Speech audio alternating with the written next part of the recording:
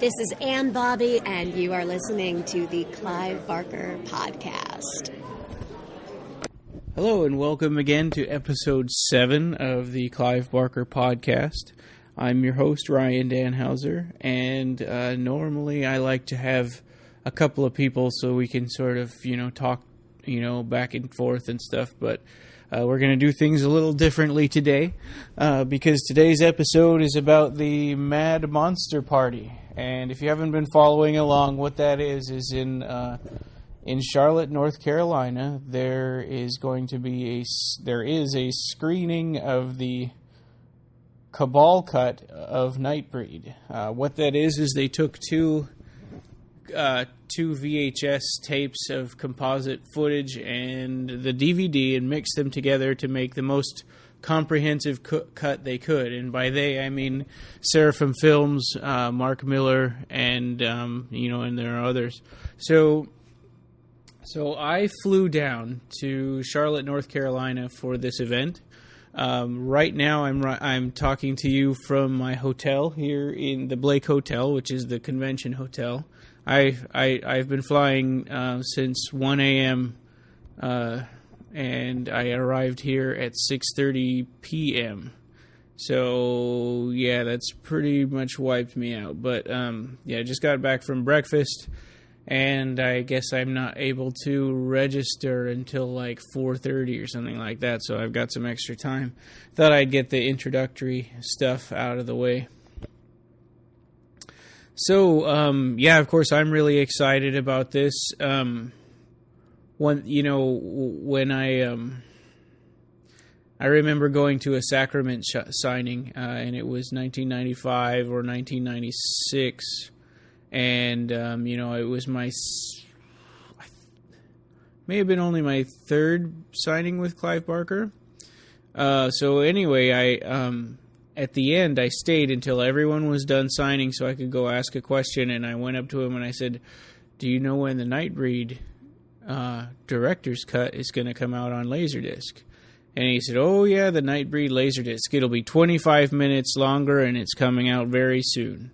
So that was back in 1996, I think. So it's been a long haul for this movie. Yeah, I mean and there are a lot of Nightbreed fans, and if you're listening to this podcast, you're one of them, who've been waiting for years and years and years to hear about for the director's cut of Nightbreed, and they've been trying, and it's been it's been like, oh, the footage isn't here, and Morgan Creek doesn't care about this movie, about getting it made. They don't even care enough to put it on Blu-ray or to make a European release even of the DVD. In Europe, all they have is VHS and Laserdisc. So that's the main reason I'm here. Some other stuff I'm going to be trying to do, and we'll see if I succeed or not, is little individual interviews with Ann Bobby and Craig Sheffer from Nightbreed. They're Laurie and Boone / Cabal from Nightbreed. Also, Mark Miller, who is one of the he's of Seraphim Films and works for Clive Barker. I'm going to see about talking to him. And Tony Todd will be here. So I've got my Candyman DVDs to sign. So I'll see if I can talk to him as well. So as we go along here, we'll the format of this thing, I'm going to be kind of cutting in and out of the just taking breaks to explain my thoughts. So especially after the showing of the movie, I'm gonna just write down all of my thoughts on what's different and what's not, and what I thought of the quality and the movie. It's going to have an hour more footage, so it's going to be almost a completely different movie. So my thoughts on that too. Here's my interview with Tony Todd. It was a little awkward. I brought some stuff up to get signed by him, and he didn't have any pens with him. So while they were going to get pens, I thought, oh, well, this is a good time to get my interview out of the way. So I did my interview. There's some stuff in between of him like getting mad at the staff. There's stuff about him talking about going out to clubs or places, that have the best barbecue, and I don't know. He just kind of stuff. People would walk up and he'd just start talking to them, and yeah. So anyway, for what it's worth, here's my interview with Tony Todd. So, what's it like to be part of a movie that's kind of become a cult classic like Candyman? Beyond my expectations. I'm a worker bee, so I take the jobs and I do them, and I don't expect anything to occur other than knowing that I put in good work. Mm-hmm. And that was a surprise. 21 years later, every single day, whether I'm at a convention or not, somebody acknowledges it. So it must be worth something. And I really, more than Clive Barker, who wrote the original Forbidden, really respectful to Bernard Rhodes. I just reread that story last night, and it was I kept thinking of your voice the whole time that I was reading it. Well, it was a combination of everything, Yeah. The actor. Yeah. Philip Glass. Yeah, that music score is unbelievable. Tony Richardson did the cinematography. Yeah. Bird, Chicago was a whole other character. And Valerie on the stairs. How was the makeup for that? Was it pretty? Grueling. It was pretty. Yeah. I mean, I should be used to makeup because I did a lot of Star Trek stuff. But that particular one was 5 hours every fucking morning. Ooh. And I tell special effects people everywhere, Yeah. come up with a body paint that's warm. So you get your nuts sprayed at 5:30 in the morning. It's not pleasant. Oh man. Quote me. Yeah. But it was good. We actually had a tail that was in and around. All right. Right. So, how was it working with bees in Candyman? I haven't seen a bee since I did that movie. Oh, was it pretty bad? No, it was, I knew when I read the script that the bees were an integral part of the story. Yeah. And I knew that would never be duplicated again in film. And it was real, it was no CGI, it was all practical. So that was to me, magical. Yeah. And let's see. You're going to be working with Simon Bamford in the Dead of the Night, right? Yeah. Coming up really soon? Up 2 weeks. I fly to London. What character are you playing in that? I can't say. Okay. But I have 3 scenes in the movie. Okay. I know it's kind of a secret, like who the killer is. And So I can't say. Okay. And also, I wish I could say this. I just booked this incredible job for a major video game where they're going to be using my likeness. It's a game that's extremely hot. It's Activision. You're going to hear it. We'll watch out for it. Trust me. All it's right. one of those games that people wait at midnight to go get. People like Mike Smash. They fucking get pre-orders and shit. Waiting for the fucking bird. All right. Is that it? Yeah, that's it. Yeah, that's it. Is there anything else that you wanted to tell us about that's coming up? Sushi Girl. Sushi Girl. It's a big movie I did with Mark Hamill and Andy McKenzie and Jimmy Duvall. Half away from Neverending Story. I'm executive producer on it. We're about to get a theatrical release. Presented by Robert Rodriguez. It's cool. It's kick-ass, gangster, Yakuza style. And then I'm directing this year a film called Catalytic. Catalytic? Hey, Catalytic. We'll watch out for it. Mm-hmm. Catalytic. It's a lot of good stuff, man. Dead of Night is coming up. I'm doing a film in Korea this year called Grinder. For Venture Films and Sony Picture Classics. So this is my best year yet. Wow. It sounds like you're keeping. Nobody knows I'm here. Sounds like you're keeping super busy. You have to be here. Yeah. Because one day I'm going to retire in Puerto Rico. Look at my man. All right. That's awesome. That is pretty awesome. Looks nothing like me, but he's kind of buried in that jacket. Hold on a second. Well, what? I wasn't being critical. No. The idea is it's a Ken doll It's like if Ken and Barbie put out candy. I get it. With the super fur coat and shit. And here today we have a special design coat with magnetic fur collar, ladies and gentlemen, for your personal displeasure. And you can feel free to set it and sign them on them too if you want. My next interview was with Craig Sheffer and Ann Bobby, and they were both a total delight to talk to. They were both really nice, really grateful to the fans. Really world-class people to deal with, and I'm looking for more excuses to go talk to them some more because it was a lot of fun. So anyway, yeah. Here's that interview with Ann Bobby and Craig Sheffer from Nightbreed. One more quick note about this interview. There's a guy screaming at the very beginning of the interview. That's actually Richard Moll, if you know who that is. He's the tall guy from Night Court, the tall, bald bailiff from Night Court. So he had this puppet from the Night Court show, a puppet of himself, and he was just yelling and playing with that, and just goofing around. So that's what that was. And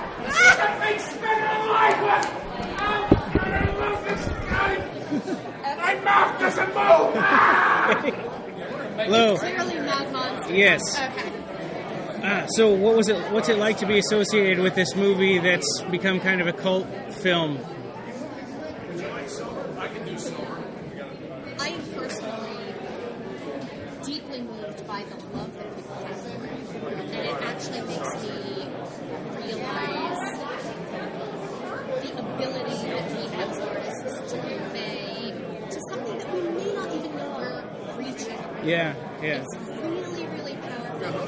Say just how much we love it is mind-blowing. I think it's also really special because we do so many films, and I've done 80 films, and there might be like 5 that people are still interested in 20 years later. Oh yeah. I think it's really neat, the ones that do stand out, and those are the ones that kind of give you a little bit of immortality in your own little world. Yeah. So, I'm proud to be part of it. It's neat, and I love the passion people have in the horror community. It's neat. It's neat because people come up to you all the time wherever you are and are really into it. And people love this movie so much the way it is right now. Just imagining what it's going to be like when it's, actually the way it was supposed to be. I keep likening this to it's like it's been a 25-year wedding and tomorrow's the wedding night. That's true. That's true. It really is the way I'm seeing it. And I keep thinking they put so much money and time into this. Like they got Doug Bradley to re-record his voice. Yeah. My God, the work he did and what he's doing to restore. With all this work into it, you would think that something's going to come of it. That it's going to, that they're going to put it out to buy. I would hope. I guess it all depends on Fox, right? And Morgan Creek. Yeah. Honestly, I think one of the things that we've learned in the last 25 years, and especially in the last, in recent memory, is the power that we have as a populace to make things happen. Yeah. And I'm very confident that this is happening at the perfect time. Yeah. I am really in awe of this. Otherwise, we'll have Occupy Morgan Creek. Occupy Midian. Occupy Midian. That's actually a really good idea. Occupy Midian. There we go. Yeah, you heard it here first. I said it. It was me. That's right. Me. I take 10%. Yeah. So, let's see. So, and Craig, when you did Hellraiser Inferno, Hellraiser 5, was what brought that about? Was it because you were in a previous Clive Barker movie, or was it more of a coincidence? I know that I think people just had seen me in different things, but I guess I don't know how much. To tell you the truth, I don't know how much it had to do with who I worked with before, but I think I just did the best reading. I think I was the scariest, creepiest guy to get find. There we go. And that's such a nice movie. also has a background in theater and he likes it. Yeah. Or people who likes people who can improvise, who likes Yeah. people who can play. And your song, is it Johnny Get Angry? Yeah. So, had you sung before? Were you a professional singer? I've been singing since I was 13. Oh, okay. Yeah. Wow. So now everybody gets to see that for the first time. Because I haven't heard this in 25. I don't even know what I'm going to Yeah. come away with. That's pretty cool.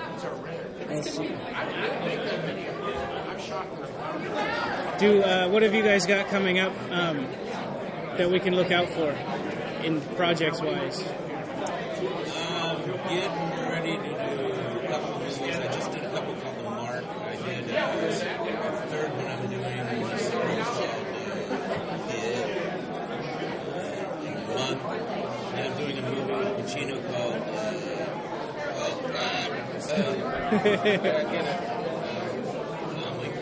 this is terrible. I read the script, I get the part, and You remember Pacino. It's me, Pacino. Much more. You don't have to Okay. do much more. just walking and Well, it'll be big, so we'll know what. stand up, man. Thank you. Yeah, all right. I have just finished my second play. Mm-hmm. My first play was a solo show at Rebecca West, which ran on Broadway, then toured Europe, and Tremblay is going to follow the same route. All right. It's called The Women's Pages, and just stay tuned. I'm currently having a nervous breakdown over it. Actually, I miss you. This is so cool. So is this the first time you've seen each other since 1990? 22. Wow. We filmed it in 89, right? 89, 90? Had you ever been invited to conventions before? I have gone with friends of mine because one of the great things about Nightbreed, really, my personal legacy with Nightbreed. Hey, how are you? Pretty good. I'm looking for new talent to basically come up and do signature signings at our theme park. I'm sorry, what's up? We do Ghost Train. It's a event up in Boone, North Yeah. Carolina, and I'm just looking to get contact information in case we ever want to bring people in to do signatures Okay. or signings. Do you guys have a card or a place we can get in contact? Great, That's right. Really major parts of my life. Oh, wow. And of course, Wyatt. It was the only one I could get off. Yeah. I forgot my To feedback. everybody here. And Mark Miller's been writing the Hellraiser comic now. Oh, yeah? It's kind of that way. You basically go up, it's ASU. Oh, really? Oh, wow. Yeah, he's a really nice guy. He actually gave me a tour of Clive's house. Yeah. Clive's actually in one of my dog books. Oh, really? He's in one of my dog books because he so many dogs. In fact, my second dog book had an intro by Neil Gaiman because I helped him rescue his first dog. What is it called? The most recent one is called Best Friend for Life. Best Friend for Life. I worked in shelters. We do basically the whole month of October on Fridays and Saturdays. It's from about, let's say we start about 7 o'clock, we open the gates, and we're open until about 11:30, depending on the weather. And we've got like 2 or 3 different haunted attractions, and then we have a real coal-burning train that goes around a track. And we do a whole storyline with that, explosions, and all that kind of stuff. So. Oh. Wow. Well, that's really cool. Do you have a Twitter or a Facebook page? Oh, actually, yeah. Yeah. Twitter to me is like a Facebook algorithm. Yeah. And Facebook is tricky enough. It's already kind of a time vampire. Yeah. Actually, Facebook is kind of as a writer. It's like a 5-finger exercise of going into reading. Like my plays or my essays or my articles that are on deadline. I just... All right.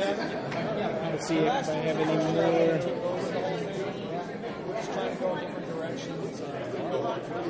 I actually came to see you guys last year, and I liked it because it's important. Oh yeah, can you sing a little bit of the song for us? Scarecrows were really awesome. Of that song? I like how you guys walked down the narrow path and stuff. You guys did a good job.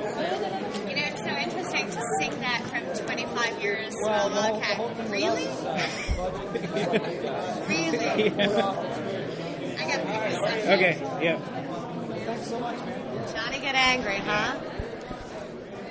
One of the listeners asked me to do that. Okay, well, who's the listener? David. Hi, David. David, this is for you. Johnny, you said we were through just to see what you could do. You walked round, hung your head, made me wish that I would die. Oh, Johnny, get angry, Johnny, get mad. Go watch the movie. All right. Perfect. Thank you. Okay. I guess that's it. Thank you. Thank you very much. Okay, so then next I interviewed Mark Miller and Russel Charrington. Both of them have been instrumental in getting the Cabal Cut of Nightbreed put together for this showing that we're going to have. At this point that I'm recording this, I haven't seen that yet. So anyway, for the Cabal Cut of Nightbreed, and so this is my interview with them. All right, let's do it.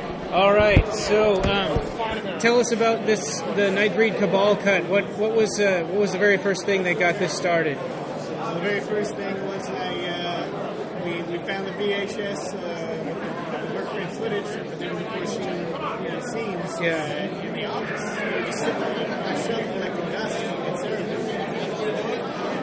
And we mailed those abroad, and we had those digitized. And then this gentleman took it upon himself to make the composite cut. Yeah, basically, I asked Mark, I said, can I take it away and watch it? Because, it was shown at a festival.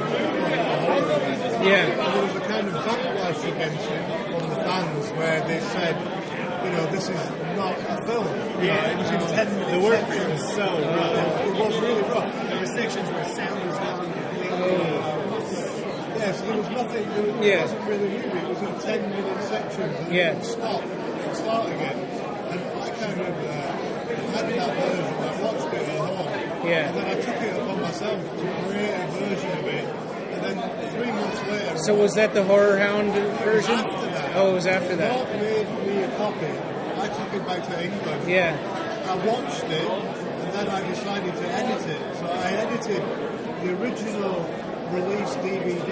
Yeah. And I took Clive's original script, and I looked at the workprint, and I worked everything out with the cutting intersections, and I made a composite cut of it. And then I sent it over, and Mark watched it, and we spotted a couple of gaps on the same guy died twice. Yeah. And a couple of things like that, and then I changed that, and then brought it back, and then we got really excited about it starting to look like a movie. Yeah.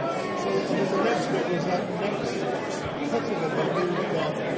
He just pretty much just delivered the cut that everyone's going to be seeing. I got it last week. Oh, wow. And I got to watch it all the way through for the first time, and it's beautiful. So does the sound match up and everything? Yeah, and we actually we took all of Danny Elfman's score for a news last time. Yeah. And he did a fantastic job laying it down.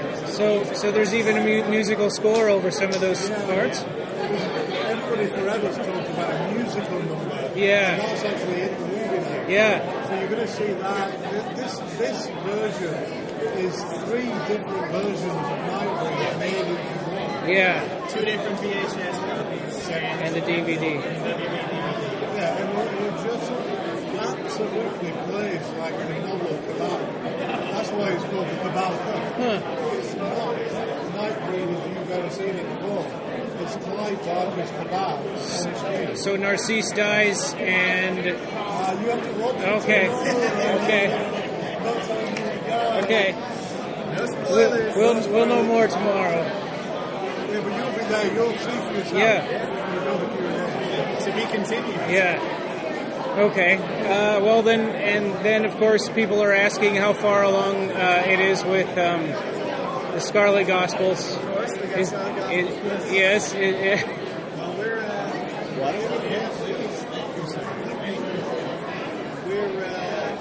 about 80% of the way done. Okay. with the editing? And it would be further along, but we lost all of our Hellraiser writers, and so I'm pretty much the number one guy on it. That's taking up a lot of time. But my run ends with issue 16. Yeah. I've just turned in issue 14. Oh, okay. As soon as I finish 15 and 16 and I get those back to editing, and those are ready to go. Okay. Scarlet Gospels. So probably in a month or so you're going to be back on it pretty hard. Or 2 months. I'm not sure, maybe a month, maybe 2 months. Wow. But I'm also getting married in like 2 weeks. Whoa! So, Congratulations. so I got a lot on my plate. Yeah. You're not allowed to take any time. No. The Gospels is on its way. Yeah, fans are pretty unforgiving about that stuff, it seems like sometimes. I know. I've seen a lot of it on Twitter. And it's like, where's the third book of the art? There's a lot of stuff. Yeah.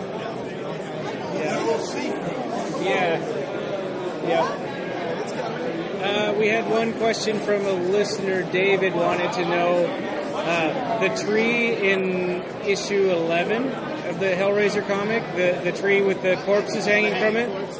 He wanted to know if the idea of that came from the tree of knowledge. No. Okay. But that's actually pretty smart. It had dark fruit hanging from it. No, that's true. No, the idea actually, and that's an interesting insight into the process of the comic book, is because I work so closely with Clive. Yeah. He's constantly handing me things that he wants to see. Yeah. He says, "I love this. Put this in the story." Yeah. And one thing that he handed me was it was an image from this Japanese. It was this anime, this manga novel. Huh. And it was this woman hanging with her arms bound and her face completely in shadow. And he said, "I want that, but I want it." Wow. And so, I using the arc, I found where that could go. We took it from there. And that's pretty cool. A lot of the things you see. There's some bugs in issue 12. There's a sea creature in issue 12. I have to go read that. That's all Yeah. Okay. And when you first went to, was it the Morgan Creek or Fox Studios to look for the footage? I never actually made it to the studio. Oh, really? No, I just got on the phone with those guys. And they said they had it, and then it turned out that they didn't? Yeah, they said they had it, and then we heard that they went, I guess they said they I don't know. Oh, okay. We heard that they went to go look for it, and that they couldn't find it. So do we think it's been destroyed, or they just are lazy and aren't willing to figure it out? I wouldn't say that. I don't think, I mean, it costs time and money to do those things. Yeah. Morgan Creek's a pretty busy production company. Yeah. And I think they just need to know that it's worth giving more than a cursory glance. Yeah. If it's worth their time and their money, I think they can go into it. I think, I don't see why the footage wouldn't be there. Yeah. But if it's not, it's not. And we have the VHS version. Yeah. That'll work just as well, I think. So do you think with all of the support that this new Cabal Cut is going to get, that we may have a better chance of seeing this released on Blu-ray or DVD? I like to think so. Yeah? Yeah. The thing about it is that if you do a Blu-ray, you have to go back to the negative. Yeah. There's no point. A Blu-ray would work for it. Yeah. It would work just as well on DVD. Yeah. To be honest, but I think my goal for it is that the version comes out on DVD or Blu-ray where you can watch. The version was released in 1990. You can see the Cabal. Yeah. And a whole host of new extras that we made for it that we kind of tell the story of how we've got these different versions. Okay. That would be great. And Phil and Sarah had talked about releasing it maybe with a book that described the production of Nightbreed. All possibilities. Okay. No certainties at this point. But Right. So that Morgan Creek hasn't agreed or... No, okay. we're still talking about all. Okay. But right now we know we have our year at this convention. Okay. Hopefully the next convention and after that. So if everyone cheers really loudly, that'll help. Yes. Okay. Absolutely. I'll yell as loud as I can. Fantastic. All right. Okay. All right. Once when I was in high school, I was doing, we were doing calligraphy, and I had a little cup of ink and a little cup of Sprite, and I drank the ink.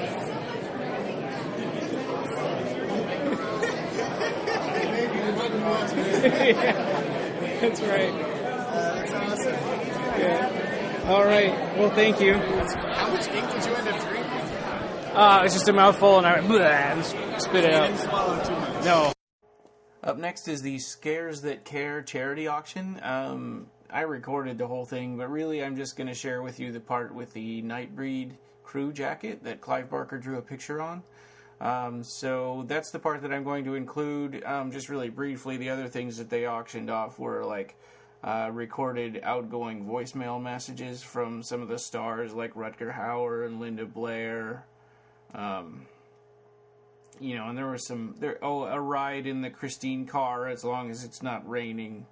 There was some stuff like that. But this was, I tried my hand at bidding on this too. I don't know if you'll hear that in here or not, but I went up to about $300, and then I was like, I'm not at a place right now to be able to go farther than that. So anyway, it was fun, and here it is. Thank you. Appreciate it. All right, ladies and gentlemen, the piece de la resistance. Didn't know it was fluent French, did you? That's the only thing I know. Okay. This is a signed Nightbreed jacket from Clive Barker with hand-drawn art. It's also signed by Ann Bobby, and there's another signature that we're going to be adding onto this as well.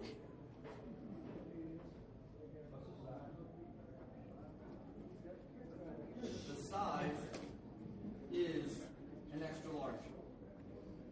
However, most people I know are going to frame this up. They're not going to wear that. My wife, I would walk home with this, and my wife would be like, "What the hell did you buy that for? It's got scribble all over it."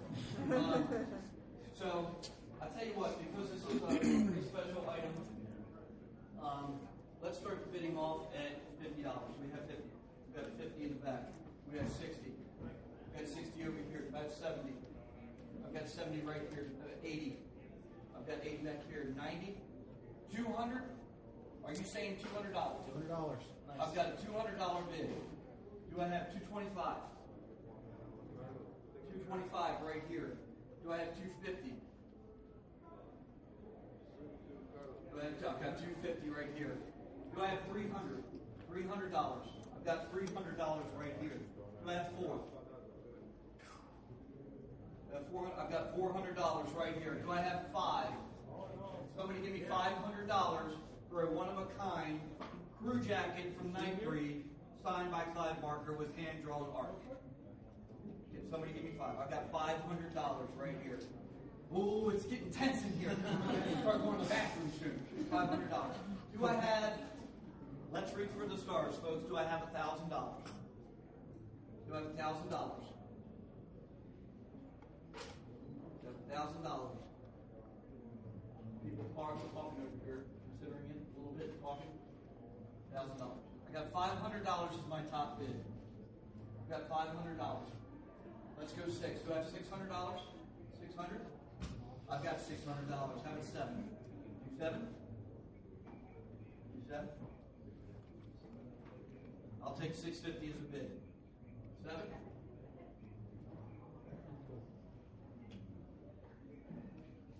Again, 6 bid. I got $700, ladies and gentlemen. $700 is the top bid right now.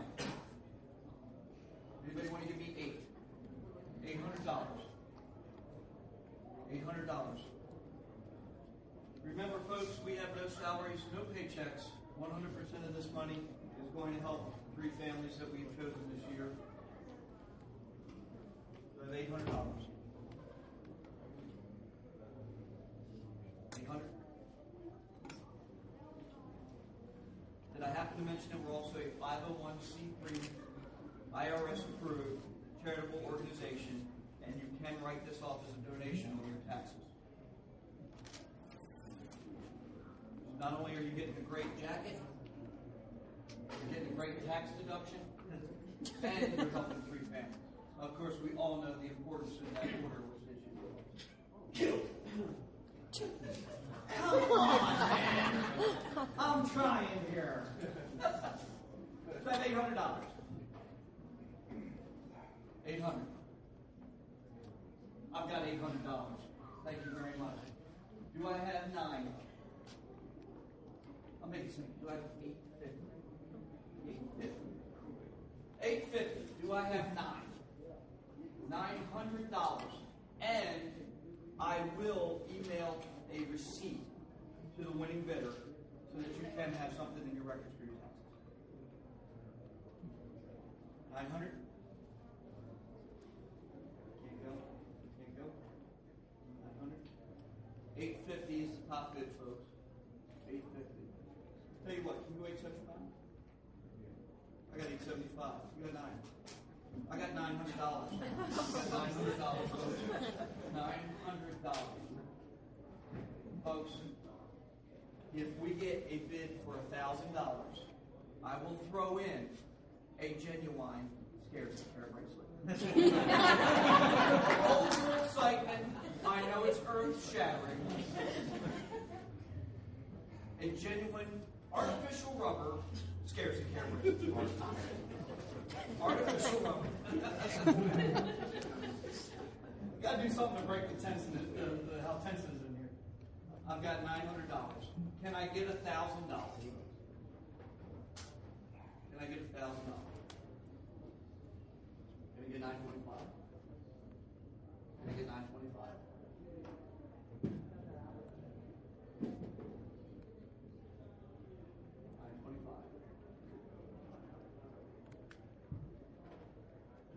I just want to be good. $900 is the top bid, folks. We'll go ahead and wind this down. $900 going once. $900 going twice. You can't bid, you're too small. Sold for $900.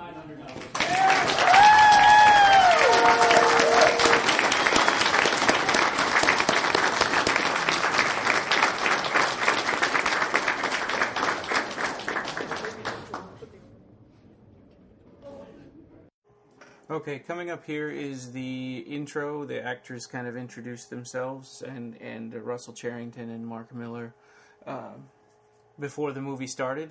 And then right after, I'll just go straight into the QA session, and then my thoughts on the movie.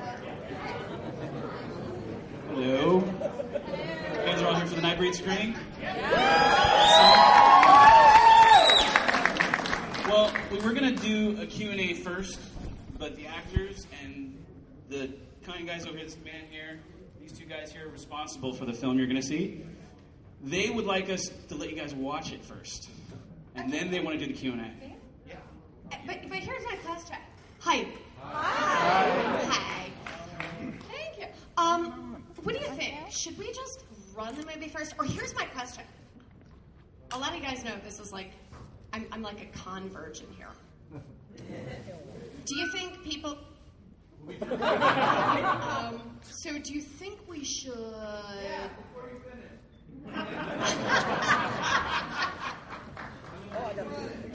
Do you think people are like waiting for an hour to come and see this, or should we show it? Show it. Not here, they just missed out. That's right.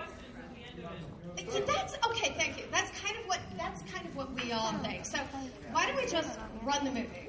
Yeah. And I'll be in my trailer. Fine. All right, just give us a minute. We're going to move these tables.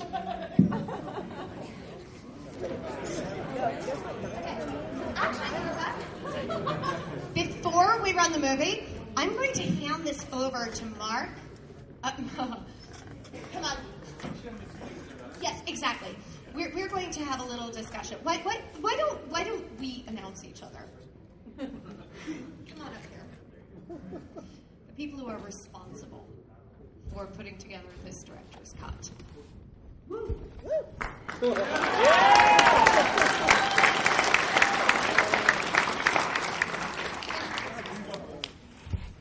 Well, I'm Mark.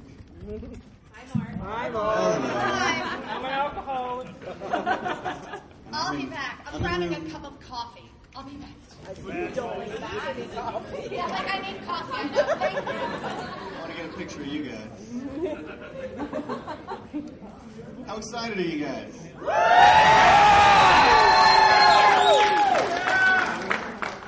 That's fantastic. I'm in room 925 in case anyone wants to meet up later on. I don't really know what to say. This all started with a text message that I sent Clive probably 4 years ago, just saying, "Hey, what's the deal with Nightbreed?" And he said, "My God, man, if you could get back all the footage that was lost. There's a musical number sung by Ann Bobby. There are many monsters in the light of day." All from that simple text, we conducted a search and we found it, and this man was kind enough and smart enough to put it all together. We have 3 different sources. We're using the Warner Brothers DVD, 2 VHS rough cuts, all put together with Danny Elfman's original score laid down, and you guys are about to see a beautiful thing. And since he's the master technician, I'll hand it over to him.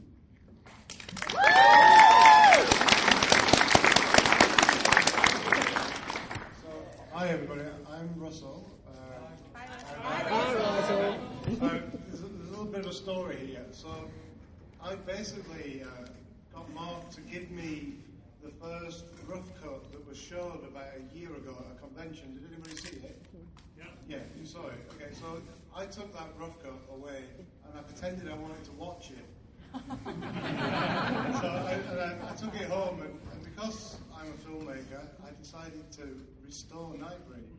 So all by myself, I worked with an editor and a guy who does colour correction, and I knew that people had said, "Oh, this is unwatchable." So I took the original movie, Clive's original script, the novel of Cabal, and this footage, and I basically cut it together how I thought it should be based on the novel.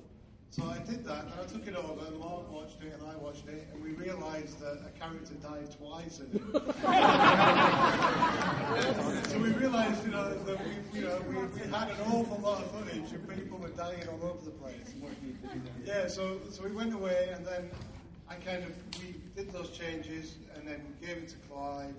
And then on my next trip to visit Clive, Mark had another cut of the film, another work print. This was the one with Andy. Yeah, sure. This is the one with the musical number. So I took that away, and when you watch it today, you can tell the 3 sources. First of all, there's the movie that was on DVD, so that was released at the cinema in 1990. Then you'll see a version that says copyright 1989. That was the first version I got. There's very little of that left in here, about 5 scenes.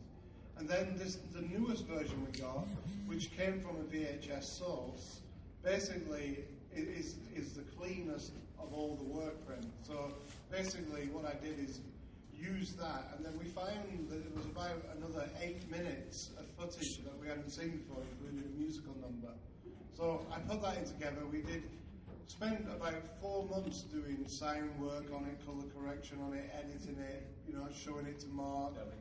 Yeah, and I got Doug Bradley to come in, and we put him back as Lalsberg and took the German guy off the movie. So. Yeah. If you go on YouTube, there's a little extra called Doug Doug, which is kind of fun that I made to try and get people interested. Now, both me, and Clive and Mark and everybody involved want this movie to come out on DVD and Blu-ray. So we want people to be able to see it all over the world. Right now you can't buy Nightbreed anymore. So it takes people like you being here today, watching this, to actually go on the internet and create a storm, because you're not going to watch a work print. You're just going to watch and assemble. That's why we called it the Cabal Cut. So when there are one last thing I'd like to say. There are about 2 or 3 sequences where it'll go quite black and grainy, and it'll look very much like a porno film on video. But it's worth it. The porn is worth it. The horror porn is worth it. You're going to love it. When you actually see all these Nightbreed you've never seen before, when you actually get to see Decker properly, where you get to see the romance develop between Cabal, and Laurie, it's absolutely out of this world. It's more like Gone with the Wind with monsters. and I really love that, and everything about it. Now this is, I think, Clive Barker's least seen piece of work, and I think it's almost John Cocteau in its beauty. So enjoy it, and we'll be back after the film, and you can ask questions, and the cast and me and Mark will talk about the process of making a Cabal Cut that you're going to see for the first time today. So enjoy, guys. See you after.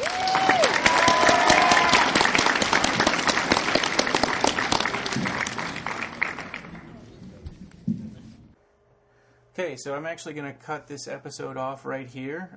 The Q&A session alone was an hour, and then when we get into my impressions of the movie and answering listener questions about the movie, I think it's better if we make that a whole separate episode. So here we are clocking in at somewhere around 46 minutes. And sorry to have to cut it off here, but I think it's better if this is 2 episodes. I promise to put them out as quick as possible. So anyway, this has been the Clive Barker Podcast, Episode 7, Mad Monster Party. You can reach us on the web at www.clivebarkercast.com. Twitter is @BarkerCast. You can find us on the forum, which is timewins.com/Clive. We have a Facebook page, and also something you might want to consider. We just started up a group, Occupy Midian, based on Ann Bobby's idea here for this group, for this movement. She came up with that name, and we really like that. That took off, and Russel Charrington has actually bought that domain name. So keep watching OccupyMidian.com to see what they put up for the website there. But we have a Facebook group that we're excited about that we just started. So keep an eye out for that as well. All right, and we'll see you next episode, which will be very soon. I get no publicity in this town. I get no love.